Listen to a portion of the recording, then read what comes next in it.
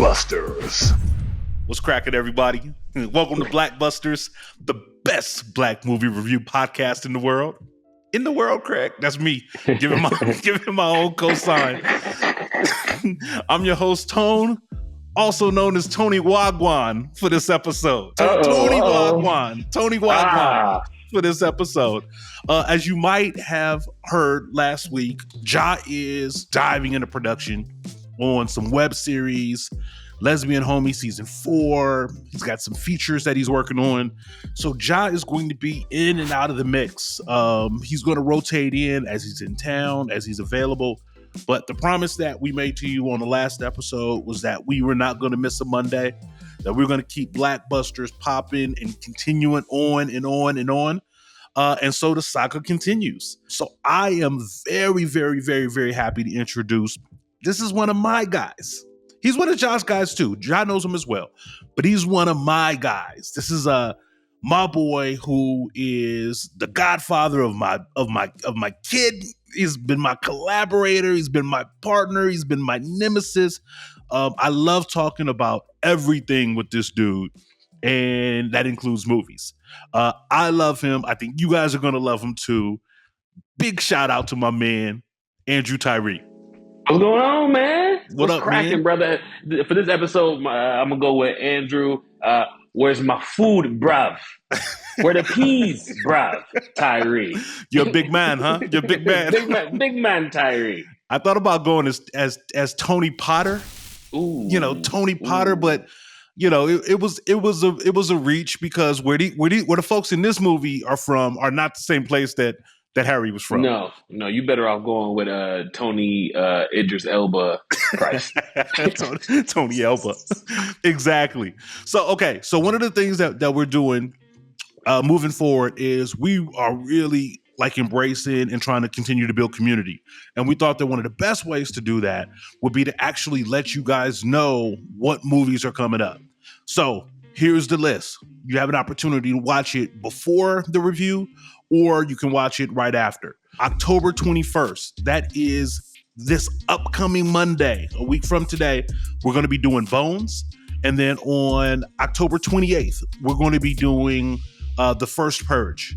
Ooh-wee. Before we get into the review of this movie, let me just run down my boys' accolades, all these TV credits, verses in flow. Would you still consider yourself to be a poet? Do poets retire? Nah, they don't retire. I can bang out. Yeah, that part. You can't write poems about new women when there's only one woman. You already wrote it. Right, write poems about them Cheerios. Right. Also on VH1's Love and Listings, you may have seen him there. He was on Tastemades Beyond the Block, where he was traveling all over the United States. And then if you are in the Atlanta area, you see him on the local NBC affiliate with Atlanta and Company. That's your resume. Yeah, man. Every day at noon, I get down. We talk about all the things that are important to the community. And really, I just love hosting shows, man. I love being creative. I love being myself. I love talking about what's going on in the culture and the zeitgeist. And like you said, I love talking about it with you, man. So I'm happy to be here, brother. So this movie that we're reviewing today, this is one of my favorite movies, Drew. This is one of my favorite movies. It's a good one. I think it's a sleeper movie.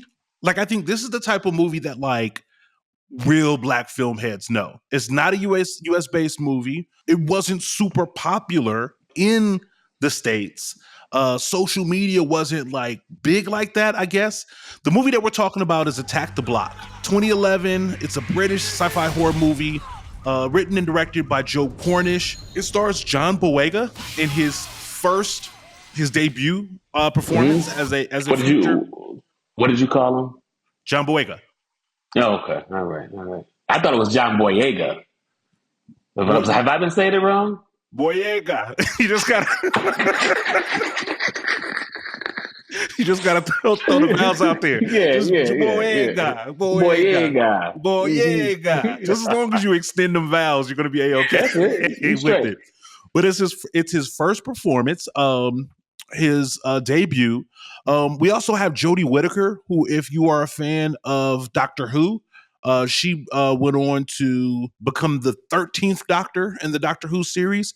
This is all, British stuff. This is across the pond kind of stuff. And then it also has Nick Frost, who you might know from Shaun of the Dead, and that whole acclaim. He's a great actor. But before we kind of get into the plot and premise, what were your thoughts? Had you seen Attack the Block before? What's your initial take?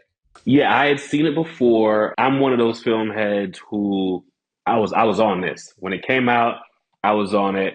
And then when you gave me the sort of options for the movies we could do this week, when I saw it on the list, I was like, oh, that's the one. Yeah. I felt something. I felt I knew that John Boyega was going to go on to do great things when I saw this movie. I was like, I love low budget movies that overreach, that overstretch. You're not limited by the fact that it's low budget. You got big dreams and you went for it. And a lot of people, they act down, as far as acting is concerned, according to the budget of the movie. So if it's a low budget movie, they might not bring their A game.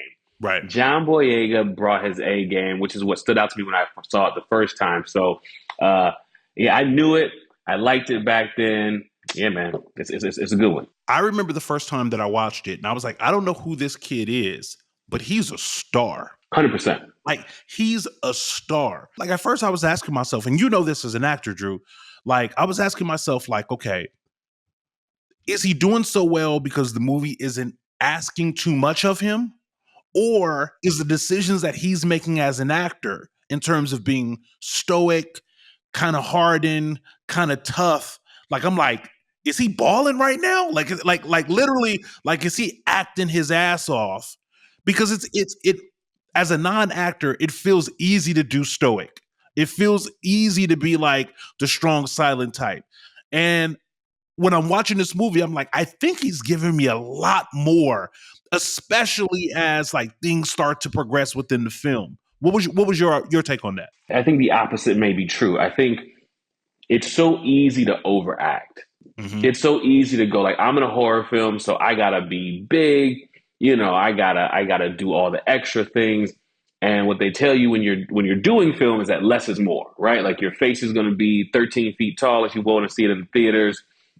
So less is more. So the fact that a young John Boyega was giving less is more on this film, and it's easier to do when you're doing a rom-com. Mm-hmm. When you got a woman next to you and you guys are saying sweet nothings to each other, it's much easier to do less is more there. But you know what I mean? You're working with CGI. There's stuff exploding. That stuff looks great on camera, but when you're on set, a lot of that stuff looks cheesy. Mm-hmm. When if you walked on set and you saw one of those monsters that they use, them things look like big lychee fruit. You know how lychee fruit be fuzzy on the outside? So imagine you go on set and they're like, hey man, you need to be really scared or really angry terrified at these things. Of that. Yeah. Terrified. And it looked like a big tennis ball. And they're like, don't worry, on camera it's gonna look great. You That's such a good point, man, because I think we as viewers forget the acting part of it, right? We just get to see what's been put out through post-production. And in post, the creatures are terrifying. The sounds and snarls are amplified. But these are people who on set are not interacting with anything close to that terrifying. And so I think that's a testament. I think you make a good point. I think I sometimes forget how difficult it is to emote on camera, 100%. or to sell or undersell something, especially in a movie like this. You make a great point, which is in terms of a rom-com or even a drama, when it's really just kind of human to human. But for this group of young actors, all very young actors, the vast majority of the cast, to really play terrified and do all of these different things, I think it's a testament to the cast for sure. 100%. It's a testament to the cast. They casted it so well, and these young actors, either they're naturally talented or they clearly had some training, because you know how to act when you're in love. Even you can pull from that emotion. You know how to act when you're trying to pretend that someone close to you might have passed away. But what are you pulling from for an alien invasion at 15, 16, maybe 17 years old? What reference do you have of being that scared? And then they go, okay, I need you to act like, it's an alien invasion. You're really terrified. And we about to bring out this big cotton ball and chase you around with it. Yep. And you're like, okay, like let me work on that. Let me think about how this is gonna feel. I think they pulled it off. This movie is not very long. It's only an hour, and the runtime is 88 minutes total. To me, it is fun and exciting and cool. And I tell you, like, I love Black people all around the world, right? Yeah. Wherever they are, I'm fucking with them, right? So if I'm watching a movie in New York, when we did Clockers, it transported me to, what it was like in those projects, right? Yeah. We did Jason's Lyric. It transformed me to I think it's the Fifth Ward or Houston or wherever it was. You talk about Menace to Society and Boys in the Hood, transporting people to LA and the West Coast. It's also because you're a well-traveled Negro, and that helps. That helps for you to get that. But I love South London. I love South London. Like I love Top Boy. I love Supercell, which is a great series on Netflix. I love their version of the culture. Right? Can I tell you why? I tell you why? Mm-hmm. I have a thought about this because we all love Top Boy. We all love these South London hood dramas. And I think it's because that could so easily be us. Like that's a part of the African diaspora that, those are, my mother is from Jamaica. My grandmother is from Cuba. Just as easily as she came to New York, she could have just as easily went to London. Yeah. That could have just so easily been me. Yeah. You know what I mean? And so you see yourself, you're almost like looking at a mirror, like you sound different, you're saying different stuff, but you moving just like I move. I hear you. I feel you. I feel you. And even though like their crew in this movie is hella diverse, at no point in time does it come across as inauthentic. At no part of time, like there are a couple of characters like the young boy. Oh yeah. Probs and Mayhem. Props and Mayhem. Yeah. No one is gonna ever call you Mayhem if you keep on acting like such a pussy. He got into a luxury sedan to go back home after the set was over. But the rest of them was local. But yeah, I think there's something just super familiar about it, super fresh about it. I love the way they talk. I love the slang. And it's because you're right. Like this shit is so familiar. And there has not been a movie like this with teenage kids, up against the odds. I mean, I'll go way back in my movie bag. You've got the Goonies, of course. You've got Monster Squad, of course. They've never really done it with Black kids, right? Like with kids of color. And we're set in South London with a crew of kids of color. And I'm just like, hell yeah, I'm into this from beginning to end. Well, there's so many things that this movie did first. Like, as far as I can remember, we had never seen the hood of South London. Mm-hmm. You know what I mean? Like I knew it was there, but I hadn't seen it in the movies. I hadn't heard the hip hop. I hadn't heard the songs. And then for some reason in movies, aliens only attack white people. They only come to the suburbs for some reason. Right. I don't know if they don't want to mess with us in the hood because, we live in a food desert. I don't know. But they don't come to the hood. This was the first time the aliens came to the hood. And I was like, yeah, I guess they would. They don't discriminate where they fall. Yeah. But it's the perfect segue. It's the perfect segue. So, because that's how this movie starts. Essentially we have our crew, and it's about 6-7 of them. They got their hats, their hoodies, their masks, and they're too young. They're too young to be out that late. I was trying to do some research on what holiday it was. Because there's fireworks and stuff going on. Lovely fireworks. So maybe they're not like normally out and about like this, but to be honest, none of them seem supervised, right? like nobody in the crew seemed like they had a curfew or had a real obligation. They was literally outside. Yeah, and if you just turned on a movie, this is what I love about it. If you just turned on a movie and you didn't know what it was about, you would have thought this could have been like a coming of age story. You'd have thought this could have been like a gangster gone right story. Mm-hmm. You know what I mean? Mm-hmm. Like it did not project. It did not open up like this was going to be an alien movie. Until that white alien falls out the sky. Right? So I thought you were going to say until that white woman walks in. Well, I mean that's a regular movie. Like, but she's walking home and they rob her. So, you know, again, this is regular hood stuff. Yeah.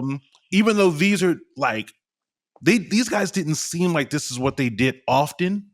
Right. But it's, I guess, what they had chose to do tonight. And so they basically mug her, and while like the mugging is being completed, the white alien falls out the sky, and they do what I think normal, you know, teenagers would do. They go check it out. Our main character, Moses, John Boyega, John Boyega, he gets scratched up. And I think his reaction and the reaction of the boys is appropriate. They are territorial. They talk about the block.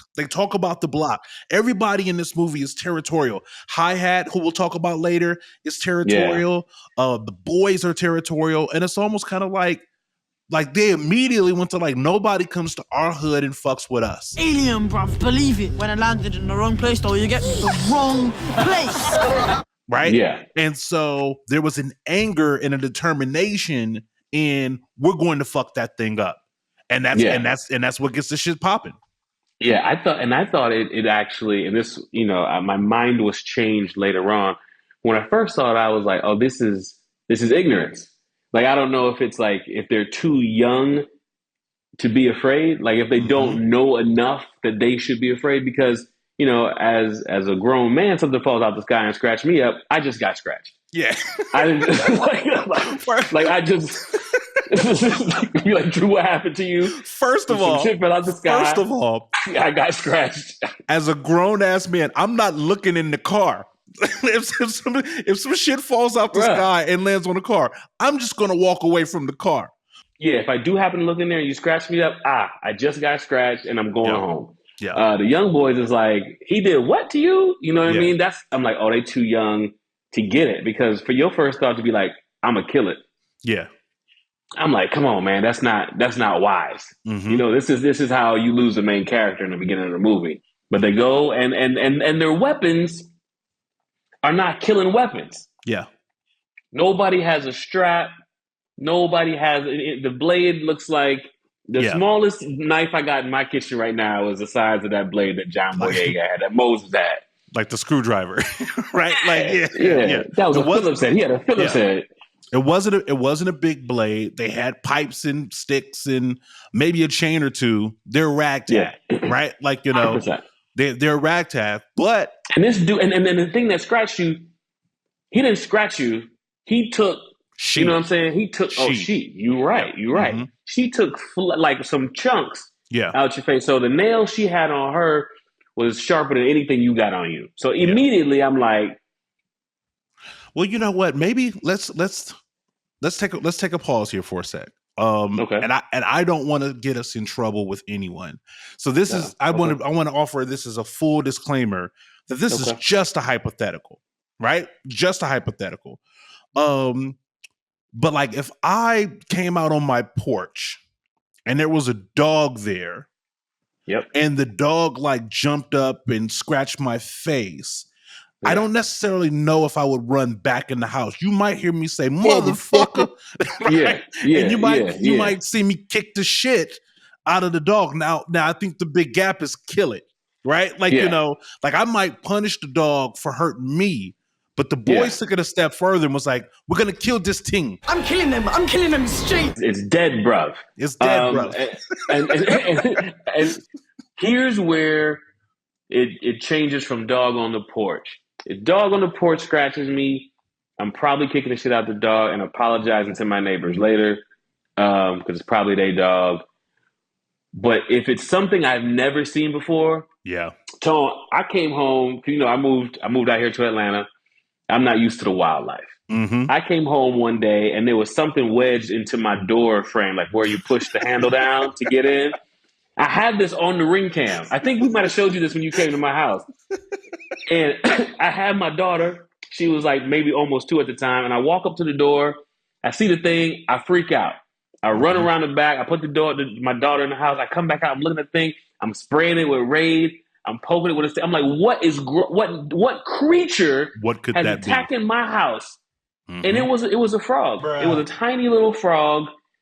Luckily the frog survived, but like, this is how afraid I was because I didn't know what it was. Right. It's something that was dog-sized that I had never seen before. Yeah. That thing looked like a mix between E.T. and Alf, and like, I just got scratched. Well, for the boys in the movie, it's a call to action. They fuck that thing up and then take it with them, right? Like, they kill it and they bring it back to the projects. They run into the girls, and the girls are like, "What the fuck is that?" And they go, "Hold on, can we pause right there?" And I don't want to pause at every moment, but this also threw me. Like, when I kill a bug in my house, depending on the size of the bug, it takes me a little while to figure out how I'm gonna pick it up. Because it's squished, there's guts. I need a napkin. Do I get a broom? It takes me a little while to figure. They just snatched it up, guts and all. I mean, Moses literally throws it over his back. He has it on the knife. He has it like he's he just put it on like a backpack. I mean, I think for them, like when they get up to Ron's weed room. We're going to Ron's weed room. What's Ron's weed room? The thing that they're talking about is we can get paid off of this. I think that they totally recognize that this is some abnormal shit. And I think they take it with them because, like, not only did they kill it, but we can make, like, they get to see in dollars. They get to see in dollars and get to see, which is what I think is, like, none of this doesn't make sense. Your whole point about, like, them throwing the shit on their clothes, bleeding and all, like, that's a great point. To normally get a duffel bag or a fitted sheet or some shit. Y'all got no napkins. That's a good point. But, like, so they take it up to Ron's weed room, and then that's when they see the other creatures fall out the sky. And I love that scene because they immediately are like, fuck yeah. Yo, check it. More what? Them things. I'm killing them straight. Let's get tooled up, blood. We're going to kill all them things. If it was an animation, the eyes would have just been doing the dollar signs because they was like, oh, it's a payday. And they started tooling up in the only way that, like, 15-year-olds could tool up. They're running, they're grabbing fireworks and whatever. Our homeboy Dennis, he had the swords, the decorative swords on deck. I like how he grabbed the medium one and he was like, nah. And they get out on the block and they recognize that these are not the same things. Yeah, man.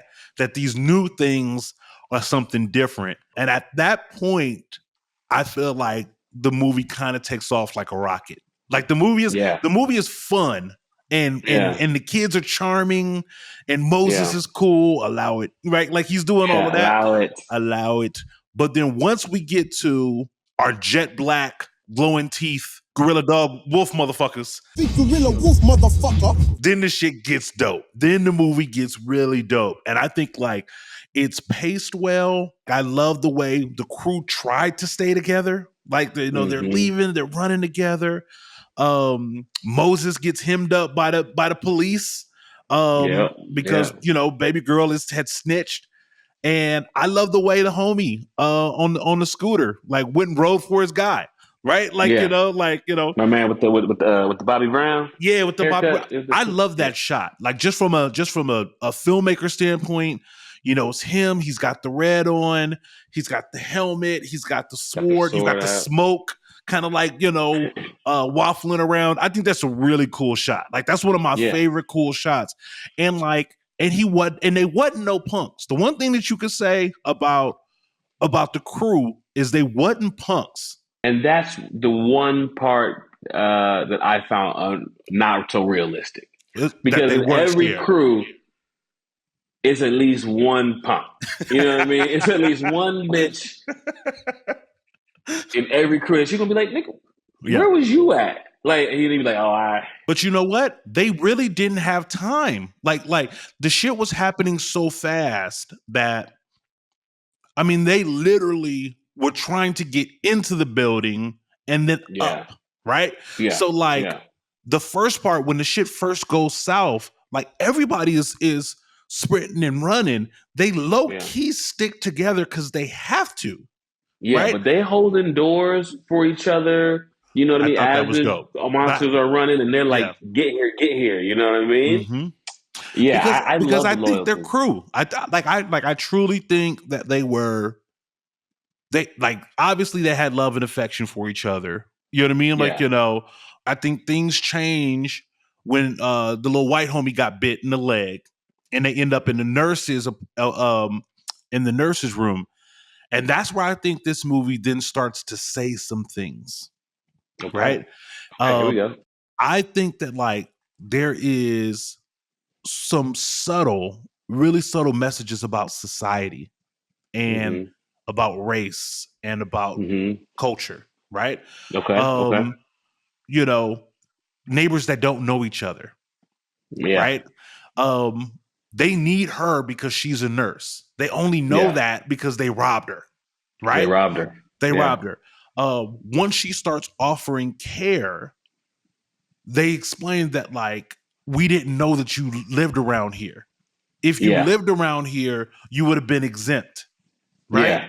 And so I thought that was really interesting, that dynamic of we have like two groups of survivors, one preying on another, but because there's no familiarity and because there's so much distance, whether it be economic, race, or whatever, that like they never were able to form a bond. Right. They don't know each other, even though they live in the same building. Right. No, 100%. I think, I felt that way in the beginning. Like you mentioned earlier, that you don't think that this is what they do normally. Mm-hmm. They don't rob normally. But I think when they saw her and they're like, oh, we don't know her. Yeah. They're like, oh, let's do that thing that we've done once or twice because she's not from here. Yes. If it would have been the homie, if it would have been a grandma who lives upstairs, it would have been peace. They'd have let him through. So yeah, I think you're right. And I think the kid Dwayne, R.I.P., admits, he said, we were just as scared as you. Yeah. Right. When they got to kind of like explaining what was happening, like we was just as scared, as you were. Yeah. You could tell because he was the only one with a collared shirt on. So when you could tell he was scared. Yeah. Sure. But I love that scene. Like I love how they ended up in the nurse's apartment, and there's like, I wouldn't like say there's a thawing out between the two of them because there's still a lot of anxiety and tension. And when one creature gets in and Moses kills the creature with the sword, I think the nurse realizes I need to stick with him. Yeah, that's my safety right there. He's our hero. Like he's the leader. He's the hero. He killed one of them. And she makes a distinct decision that I'm going to stay with these boys. I thought it was really cool. It's that moment when she escapes, when she runs into the hallway and she hears the creatures down the hallway. She turns around, she sees, this gang behind her, and she comes right back like, I'm staying with you. Yeah. And they're like, well, no, you can't stay with us. And she was like, nah, but I'm staying with y'all. Right. Yeah. I thought it was cool. And again, like a video game, now we're outside of her apartment and they're trying to get upstairs to the girls' apartment. And I really loved these teenage girls. I love the way that they looked. I love the way that they talked. I love the way that they comported themselves. Please, what kind of alien out of all the places in the whole wide world would invade some shitty council estate in South London? And again, they wasn't no punks neither. They wasn't no punks neither. He said it. He was like, why are we going up there? And Moses said, have you ever seen them fight? Yeah. You ain't never seen them fight? Yeah. That was dope. They get busy, yeah. And they were just at that age where flirting and sex hadn't taken a hold. Like it's obvious that the main girl has a thing for Moses, right? Like it's that part is kind of like obvious. But like they're all like too young to be. I mean, they're not too young to smoke, but they all seem like too young to be trying to smash, right. And then there's yet another apartment in the building that doesn't have any parents. No, but I'll say you've seen maybe two parents here, and I think they were just voices. I think it was just like, be people home, where you going? On the phone. Yeah. people on the phone. Yeah, we only really run into a handful of adults, like true adults in this movie. And like the adults that we do have, like Ron in terms of, like he's a drug dealer. Yeah. And then of course we have the cops. I thought that was another interesting thing, is that despite all the terror that they were going through, they knew better than to call the cops.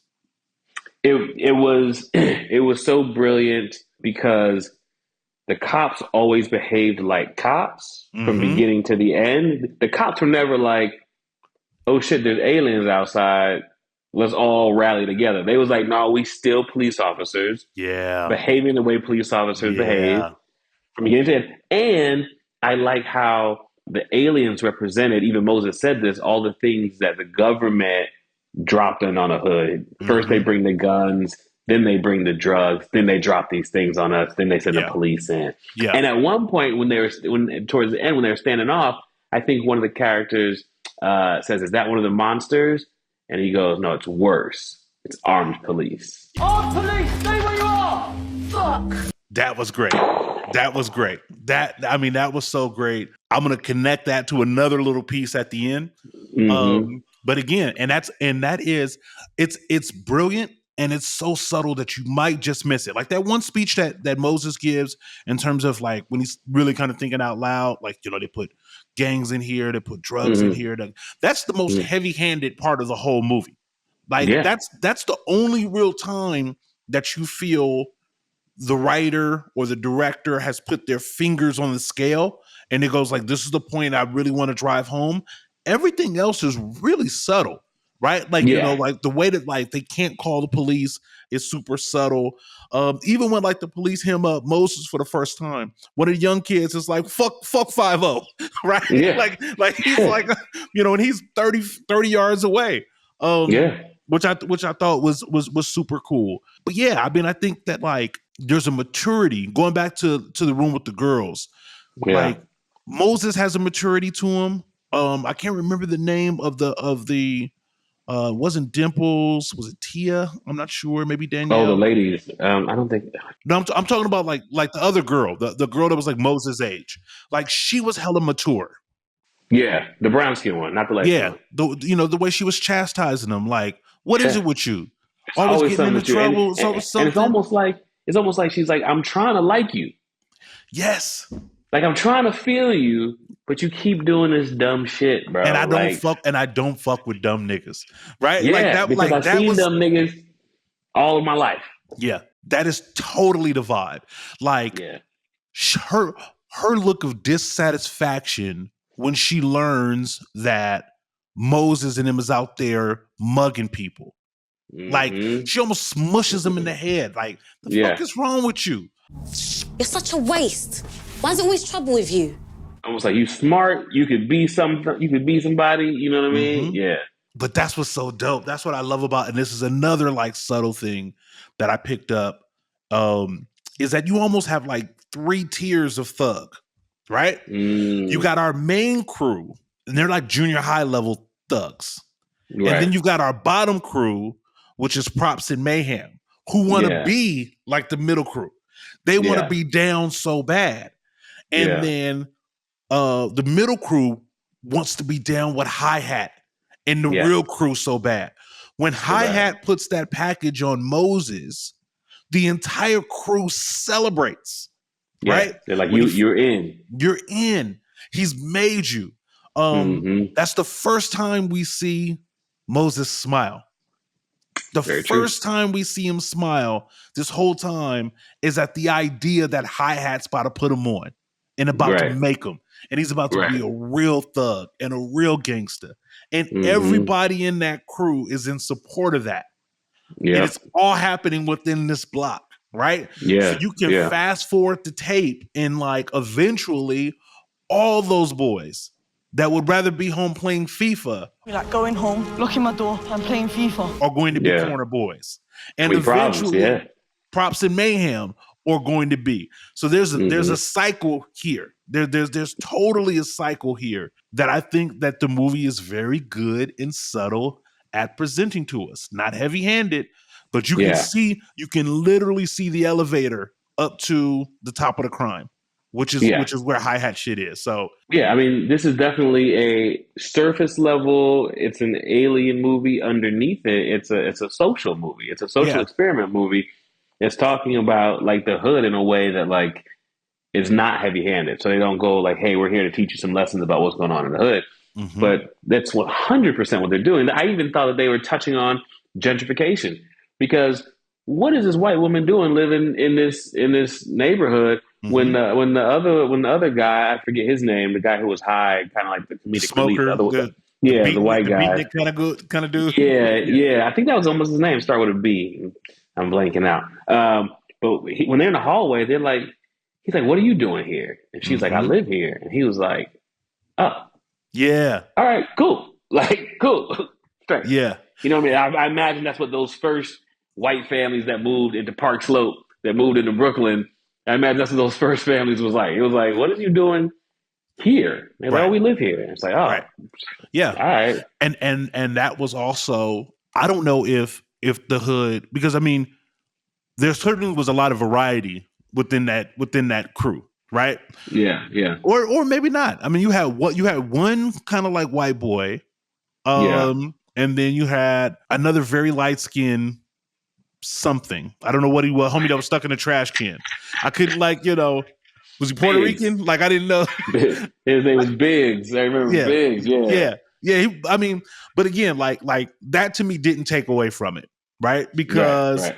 they all seem like they had grown up here, that they're poor, right? For sure. That's the one kind of thing that we can figure out is that they're poor. And Samantha, who's Jodie Whittaker, and she's poor too. Yeah.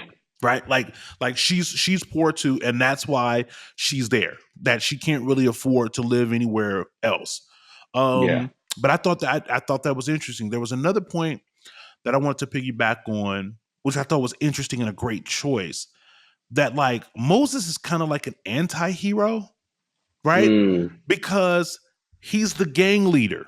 He's the one that robbed. He's the one that mugged, yet he has a sense of courage and a sense of duty and a sense of like honor to him. Like it's a really interesting character. Like how this circumstance bears out and gives birth to this like really strong character. Somebody that like you can't help but root for, that you can't help but believe in. And I think it's because John Boyega plays the character so strongly. Like he gives the character so much backbone and so much like courage. For a first time out, that's really fucking remarkable. It's insightful because the people who end up being gang leaders or really high up in like criminal enterprises, I think to some degree they are really smart. Mm-hmm. You know what I mean? They do really have a lot of like, intellectual prowess, and they're loyal to their people. They're probably loyal to the wrong thing, but they are loyal. And they're the people who are going to stand there and get busy with you if you mess with some of their people. So he's actually the perfect hero. And I think a lot of times when we see villains in stories, when you tell the villain story, you're like, yeah, I get it. Yeah, like you got Thanos. You know what I mean? You got my guy from Black Panther. Mm-hmm. You're like, yeah, Who is the villain in this movie? Is it Hi-Hat? Is Hi-Hat the villain, or is it the Gorilla Wolf motherfuckers? That's interesting. I mean, the Gorilla Wolf motherfuckers. Here's the thing. I think they were just doing what they thought was best. They was really just trying to smash. They was just trying to smash. They were like, "Where's my lady at?" Yeah, I smell her. Did you take it? I smell her on you. right. Did you take her? I'd kill you for it. Right. So I think it was Hi, because you know what? Hi-Hat had a number of opportunities to be like, to chill the fuck out. This shit is real. Yeah. Oh, it's a real problem here. You know what I mean? Like he saw, even he didn't believe him in the garage. Then he saw his friend's throat get ripped out. At that point, he could have been like, "Oh, it's a real problem." Yeah, Hi-Hat's a real loser, because I think you're right. 100%. I think you're right, because 100%. Like what is Hi-Hat's beef really? Right? Like they're in the bully van, which is a police car, a police van for us stateside, and hit him on accident. Hit him on accident and trying to explain to Hi-Hat, like, there's some shit going on around here, man. Then Moses got shifted by the feds and then things attacked the bully van and savaged the Bluefoot, so we jacked the van. We're running for our lives now, cuz. Believe. We're not trying to set you up. Like, we're not trying to go to war with you. We're not, but like, please You're not trying to do us. nothing funny. Yeah. And then Hi-Hat, for some reason, like a psychotic sociopath, just goes, oh, y'all want war with me. Y'all want my territory. Maybe that spoke to his insecurity around Moses to begin with. Like, maybe 100%. He knows that if anybody was going to take this block from him, one day it's going to be Moses. And he grabbed his hand in the beginning. That it happened so quick. He grabbed his hand in the beginning when he gave him the pack, and he was like, but just remember, this is my block. Yeah. You know what I mean? He gave him that little warning. Mm-hmm. And like, you know, maybe a piece of him wanted to like knock him off to begin with. But even if they hit you with the police van, Moses is still in the cuffs. Mm-hmm. So you know they're not lying. Even if you don't believe that. Yeah. And his mans was trying to tell him. His mans was like, Moses is still in the handcuffs. That boy stole cuff, you know. Yo, there's something really back here. Yo, Hi-Hat, there is something there, buff. His man gets his throat ripped out. And the dude is still like, nah. I still got a problem with y'all. Yeah. That is oh, bro. That's a strong nitpick. And to be so determinedly wrong. Right? Like 100% wrong, bro. He chose his path, his angle of incorrectness, and was like, that's my line. I'm sticking to it. He went and got some additional homies, got some additional thugs, got them murked, right? And they didn't want to be there. They was like, And the thing is that like after, like even the hardest of gangsters will be like, okay, can we call a parlay? Right? Like you're literally were in a elevator where two of your homies got murdered by this thing. How can your beef with these kids like still be your number one priority? And the only people killing these things are these kids. So even if your goal is just self-preservation. Yeah. That part doesn't make a lot of sense. Like I like the fact that we've got another villain running around this movie besides just the monsters. Yeah. I mean, I think that's probably my one nitpick with the movie that I find like generally to be really fucking solid and good is Hi-Hat's motivation. Like Hi-Hat's motivation maybe needed to be better defined a little bit. Yeah. Like I could even see if somehow before they ran into him with the bully van, it looked as though Moses and them was trying to set him up. Mm-hmm. Right? Like if you give us that little piece of like maybe the cops come first or Hi-Hat misunderstands something and hears something a little different that points the finger at Moses. Okay, then now that makes sense that like, oh, you tried to rat me out. You tried to dime me out. Now I got to take you out. You know, I was thinking also if he like showed up and his friend was already dead and they're like, oh, the aliens did it. And he's like, nah, y'all did it. You know what I mean? Y'all like, murked my boy. Yeah. See, that makes a lot more sense. I think that like both of those two scenarios help like Hi-Hat's motivation seem more realistic as we get throughout the movie.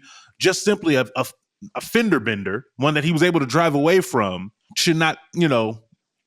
But he also, like I said, like who else do you know be rapping their own shit like that? like homie, pull the strap.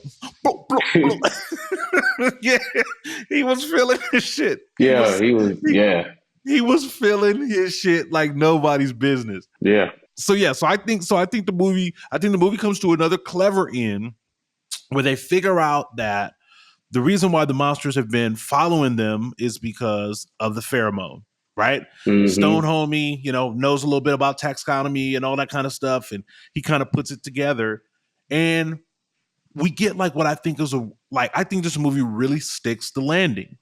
They figure out about the pheromones, right? We send our nurse, who has now become a part of the crew and an ally. She's brave as fuck, and you know, walks out of Ron's weed room down to Moses' apartment to turn on all the gas. They've got a plan about what they're going to do. And then she looks in and she's talking. And I think when she walks in the room, she realizes, like, what the fuck is his home life like? She sees, you know, pizza on the floor and all that different kind of stuff. She walks in the room and she asks him, do you have a little brother? And he's like, no. You got a little brother? No. And she goes, how old are you? And he says 15. And she's like taken aback by it. How old are you?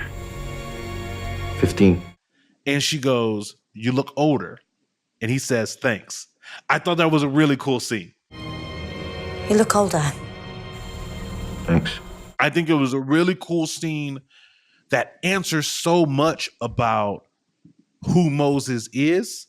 Yeah. And I think it also answers so much about like who she was. Like we always hear in the news how like our high school black, meaning when I say our, I mean black, how like black kids always get perceived to be older than what they actually are.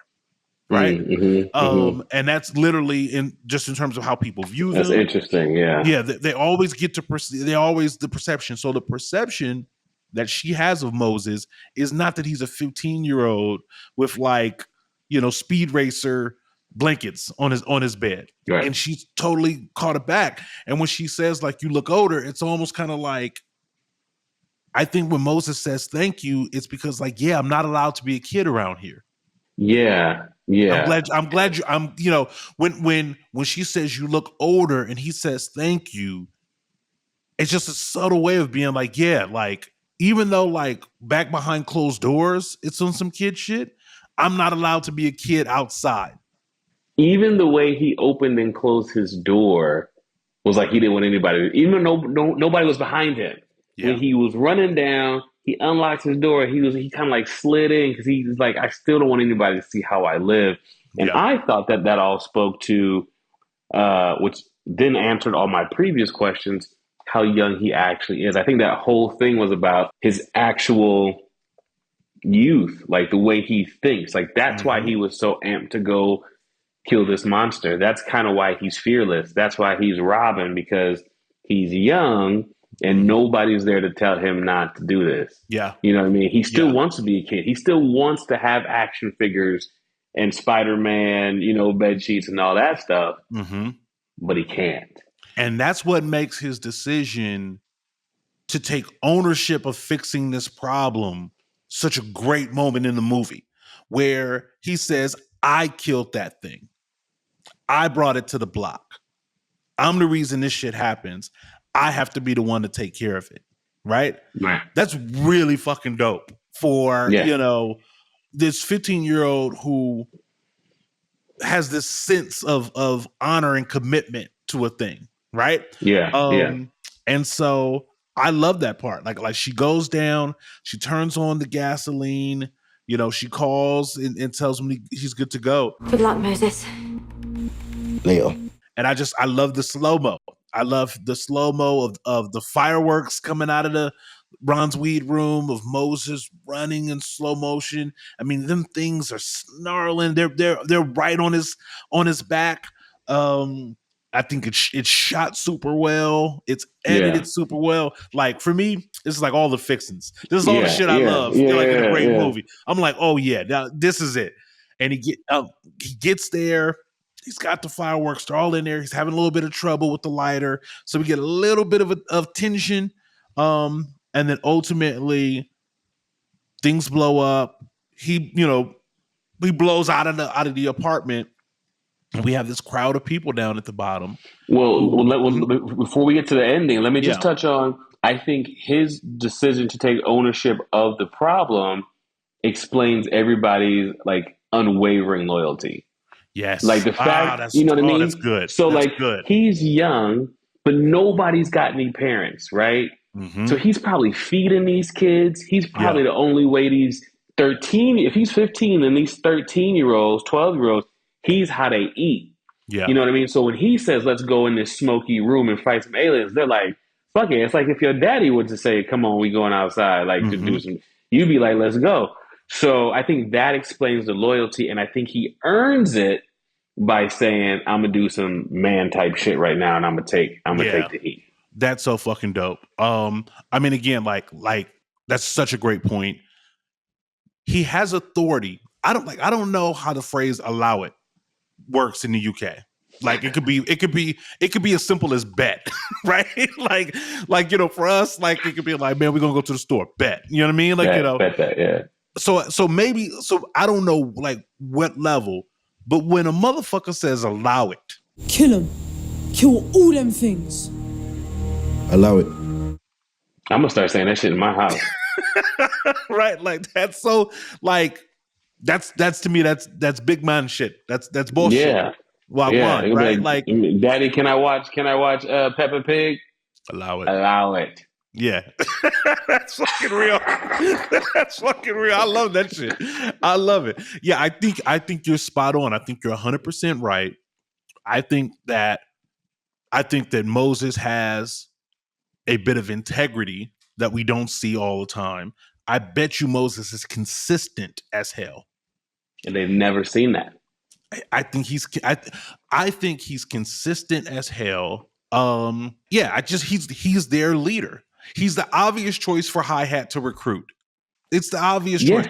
And everybody shows the man respect. Nobody disrespects Moses, right? Like nobody. Yeah. His name is why they even like walk through the door in Ron's weed room.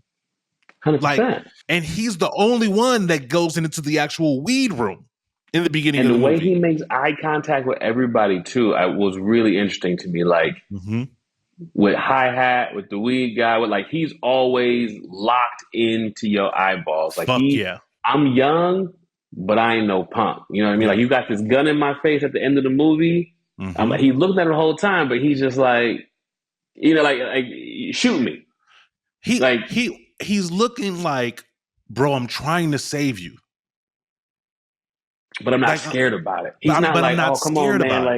Like, what are you doing? You know what I mean? And I think that says a lot because that's who you want to lead you. In that scene, he made the decision, like, you know what? You ain't like, I can't even talk to you. What I also thought was cool is how he never vibed out to Hi-Hat's music. At the very beginning, he was in there and they was playing the shit and everybody was get strapped. Bopping. Yeah. And he's like, can I keep the shit in here or what? You know what I mean? Like, you know, like I'm not with the fuck shit. I'm with this business. I thought that like when Moses survives and people were yelling and crying for Moses, I thought one of the most interesting things was that the hero still ends up in cuffs. Moses saved the planet! He saved the planet from alien invasion! He's a hero! Right? Everybody. Yeah, all the heroes. Yeah. Like alluding back to what you said earlier. The man saves the block, but still comes out in handcuffs. And I love it how the other homie is like, Moses saved us. Moses, Moses, Moses. And then they're in the back of the police car and the whole crowd is chanting Moses. And the homeboy calls it out. And that's the second time in the movie that Moses smiles. Only two times. He smiles as only those two times. The first time was when Hi-Hat put him on. And the second time was when he was getting recognized for saving the building. And I thought that like, see, it could really, a young man's life can really hang on a knife's edge, right? Come on now. If you encourage him if you reward him for being honorable and courageous, right? Then that's like, he will drift towards a life of nobility. If you reward him for being opportunistic in the drug game, then that's what he'll deviate to. Those are the only two things that made him smile.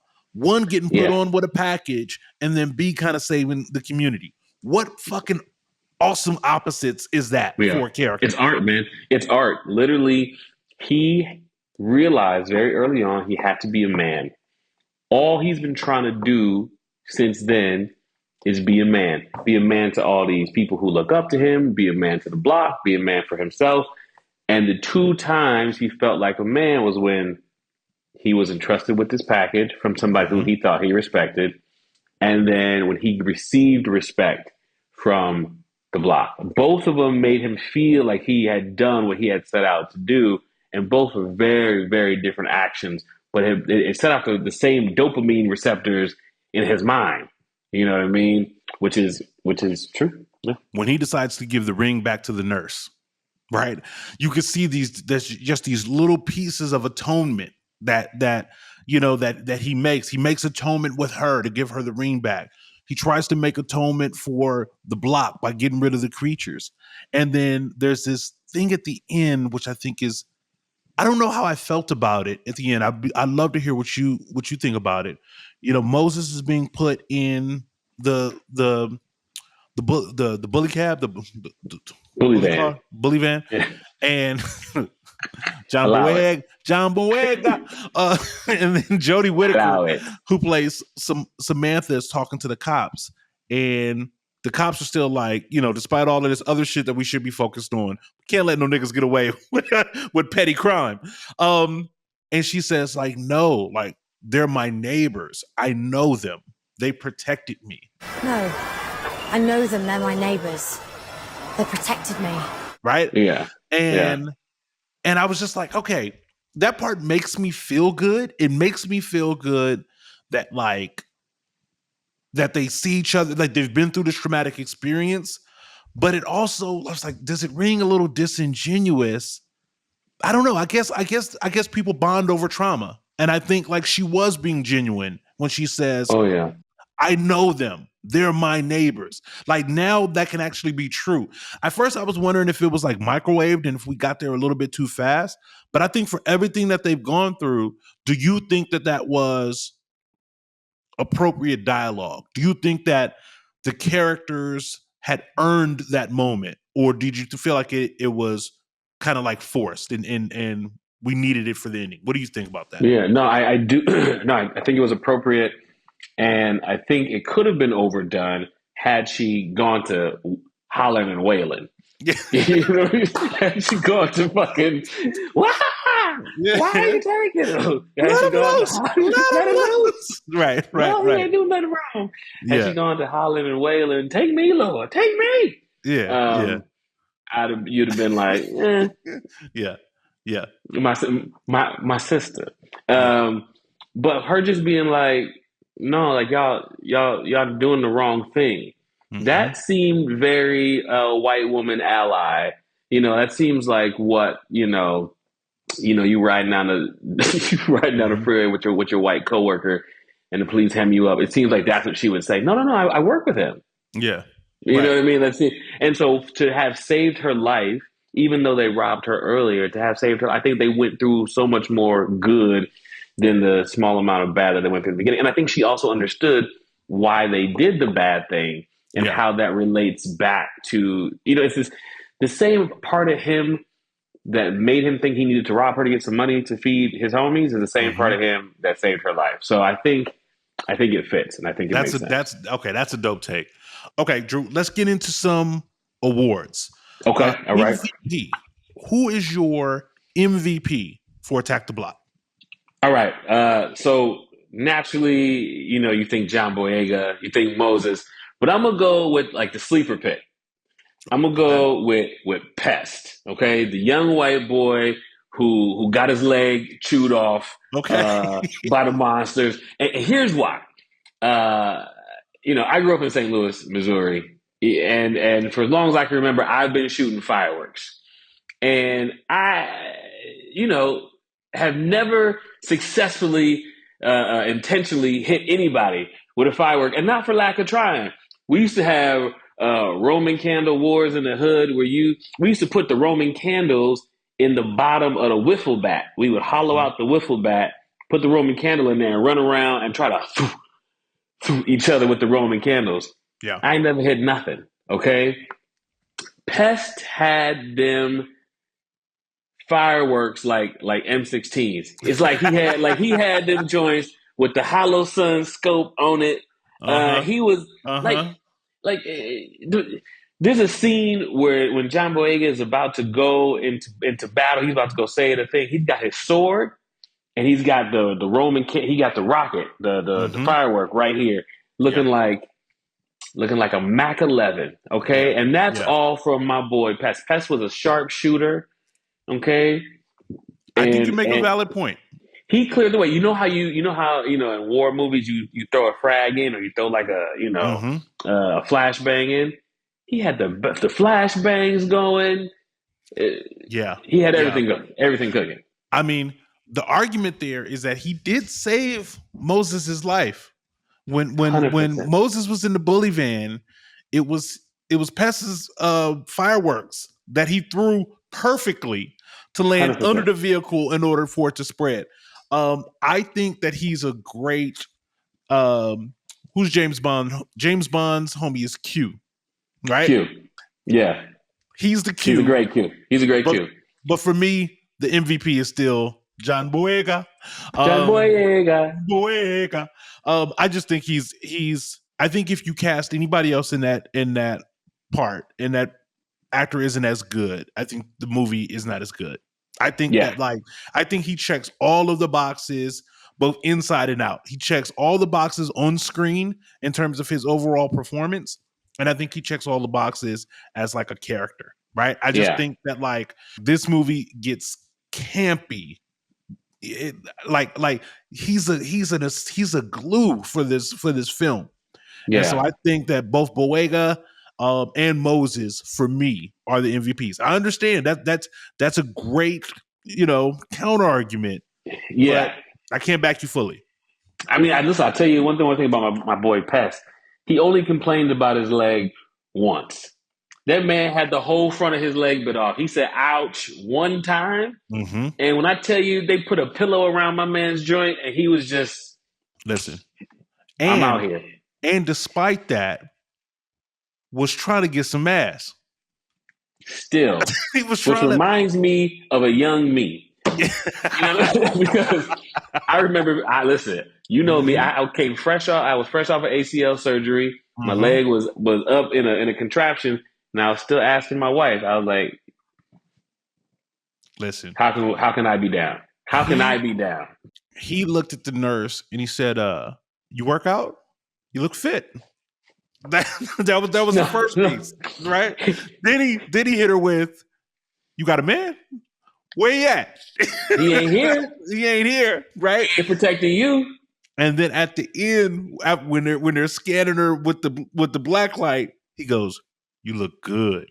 Yeah, my man. Hey, and here's what I might add: that "your man ain't here" line might have never been used better. Yeah. Because think about it, your man ain't here at the club, your man ain't here at the concert, whatever. But your man ain't here saving your life. Yeah, that line may have never been used more accurately than right there. The future is bright for him. Because no matter where he goes in South London, people are gonna be like, he's cool as fuck. Right? Yeah. That's a young Jack Harlow right there. Yeah. They're going to be like, he's cool as fuck. Yeah. Great character. Great sidekick character. Great side B character. Probably my second favorite character in the movie. I think it still goes Moses. I think it's him. I liked Homie. I liked Bobby Brown. I liked British Bobby Brown. I thought he was a dope character. Was sad to see him go. I also like, the Weed Man. I like the Weed Man because the Weed Man reminds me of how regular people would act during the situation. He had no heroics. He was kind of like, "Is it safe? No, y'all be safe out there." I mean, he was like, "Is it cool?" Nick Frost is such a underrated actor. He's the kind of I remember when the first time that I saw him was in Shaun of the Dead, and I was like, who is this guy is hilarious as hell. And then after that, it was Hot Fuzz. And I loved him in Hot Fuzz too. I love all of those movies. But he was really good. He was chill. He was chill. He was high. He stayed out of Dodge. I wonder if he ever, I wonder if he ever left that flat. But there's a line at the very end where they're hauling him out in handcuffs, and he's looking at the cop, and he goes, "What's your number? What's your number?" Yeah, and what you notice is that all the white people who got arrested were yelling at the police. Every single white person, he was like, "Get your hands off me! I'm a member of such and such and such and such." The other white boy was like, "What's your number? What's your number?" The other white boy was like, "You don't know me. You don't know who I am." Da, da, da. Moses and the crew, they was just like, business as usual. Very interesting. Okay, who's the LVP? Who's the LVP of this movie? This was hard for me. I mean, I think we touched on it earlier. I was gonna go Biggs because my man Biggs hid in the dumpster the whole time, but I think I'm gonna go hi-hat.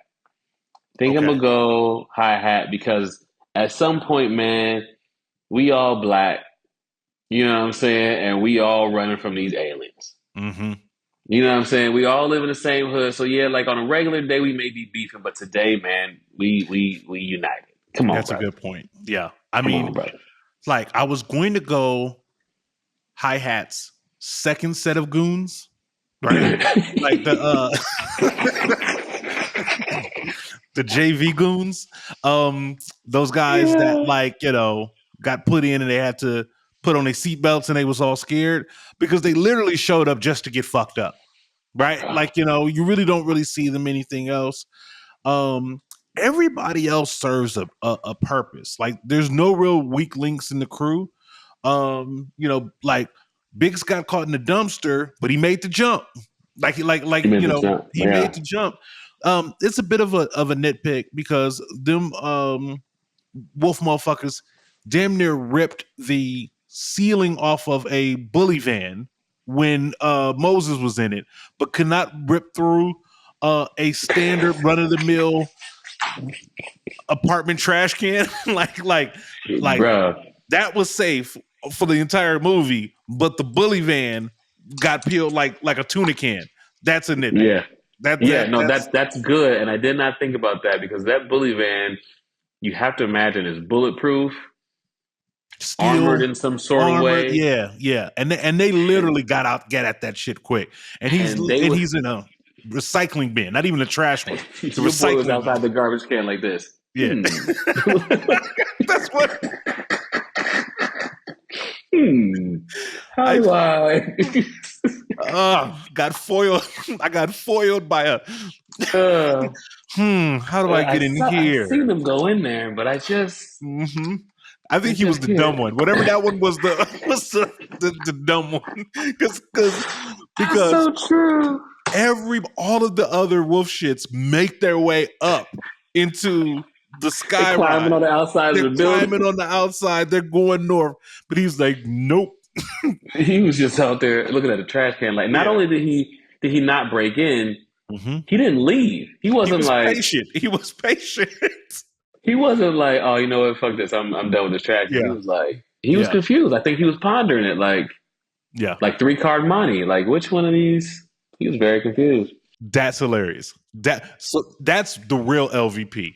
That motherfucking monster right there. That monster right there gets the LVP award. That monster is the LVP.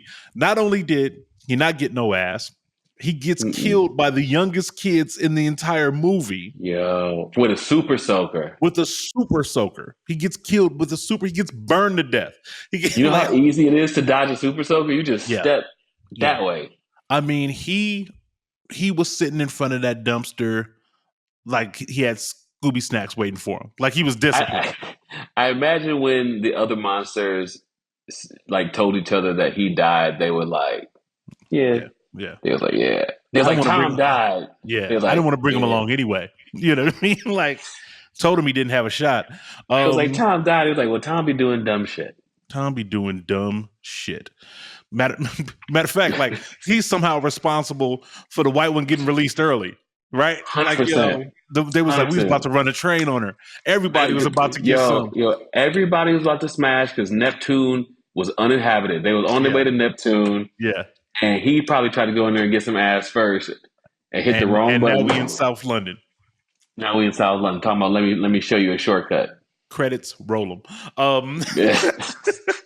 Okay. Yes, Tom. So, all right, now let's give it some fists. On a scale of 5 black fists, black movie classic, to 1 black fist, black movie that got made, how do you rank Attack the Block? Do we give half fists here? You can give a half fist. You can get half, 3/4. I'm gonna go 3 3/4. Ooh, you went low. 3 3/4. 3/4. Yeah, I went 3 That's 3/4 because I try to reserve my 4s and my 5s for, like, you know what I mean? Mm-hmm. Upper echelon. I'm talking like Harlem Nights. I'm talking Life. Yeah. These sort of movies. So those where I'm putting my 4s and my 5s, like Life, Harlem Nights, those sorts of things.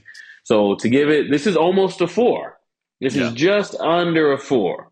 Yeah. It's like a B-. Oh man, this one is tough for me because when I tell you I love this movie, I love this movie. This movie to me, damn near flawless, right? Like I love the pacing of this movie. Yeah, like everything that I love about movies, this movie has. I love the characters. I love the setting. It's funny. It's fun enough. It's scary enough. Like it's all the things.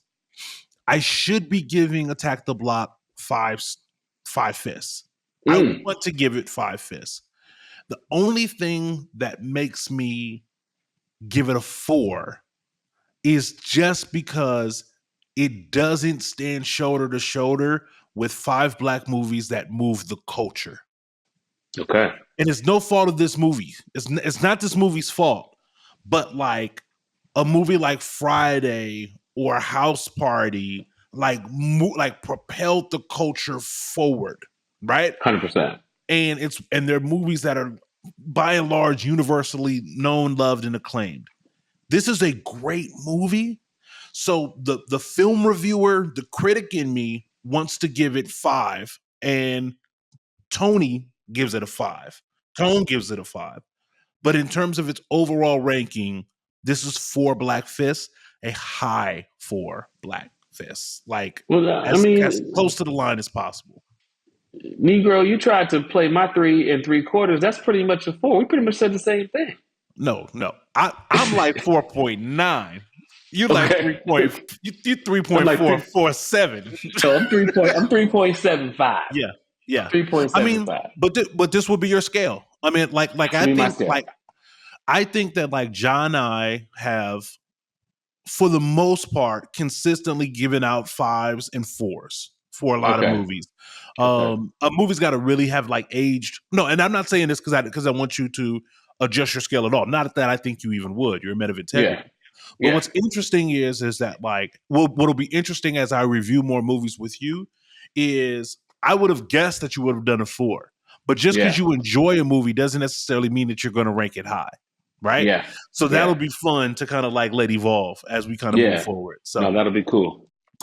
So that was Attack the Block, man. Super, super happy. Get used to this guy's face, man. He's going to be around. He's going to be around for the rest of the month. He's going to do Bones with us. That is next Monday, October 21st. And then he's going to do the First Purge to close out the month. So can't wait. I'm super excited. Hey, for all of y'all that tuned in, thank you. I appreciate y'all, man. Like, as we, keep the ship afloat, and not only afloat, but like we're going to do more than just survive. We're going to thrive, right? Like, absolutely. Always big shouts out to Ja. Ja will be parachuting in, whenever he has the time. So it's you're going to definitely be a part of that mix in terms of us again. But for now, we're just gonna keep this shit rolling and keep it popping. So I want to thank my guest host, my partner in crime, Andrew Tyree. For allow it, bruv. Allow it, bruv. What was my name again? Tony Wagwan. Tony Wagwan. That's all the time we got this week. We will see you next week. Stay tuned. We got some more surprises and stuff coming down the line. Thank you for tuning in to BlackBusters, the best black movie review podcast in the world. Craig. We'll see you next week. I'm not going to say to the max because that's Ja's line. To the minimum. to the middle. To the average. We'll see y'all next week. Peace. BlackBusters.